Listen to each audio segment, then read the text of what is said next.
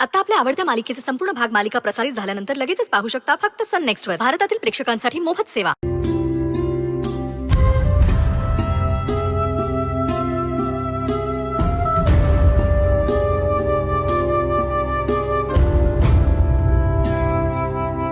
अनु, आम्ही येऊ काय आत?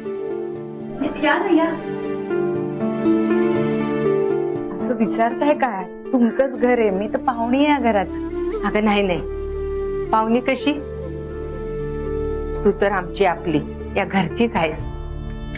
खरं सांगू का अनु, तुला पाहिल्यापासून का नाही आपल्या जुन्या इतक्या छान छान आठवणी सगळ्या जाग्या झाल्यात म्हणून सांगू. तुला कसं सांगू ग, तुला तर काहीच आठवत नाही ना. हो काकू, झालंयच तसं, पण काय करणार, आहे त्या परिस्थितीत मार्ग काढायचा आणि पुढे जायचं. खरंच लई धीराची पोर आहेस ग तू.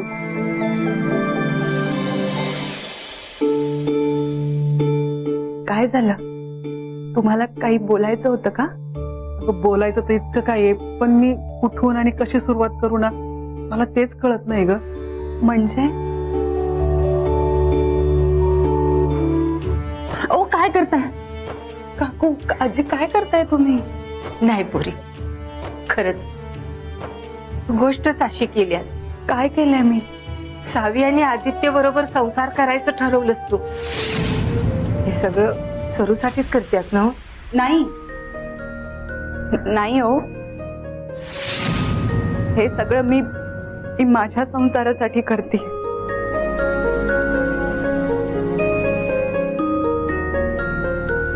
आता हेच वाक्य माझ्या डोळ्यात डोळे घालून बोल बघू.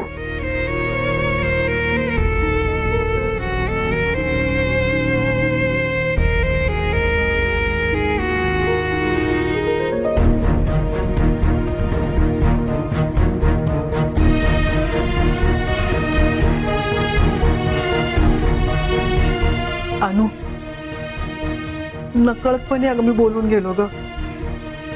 की तुला सगळं आठवलं आणि तू सरूला सांगितलं की तू पण आदित्य बरोबर राहायला तयार आहेस.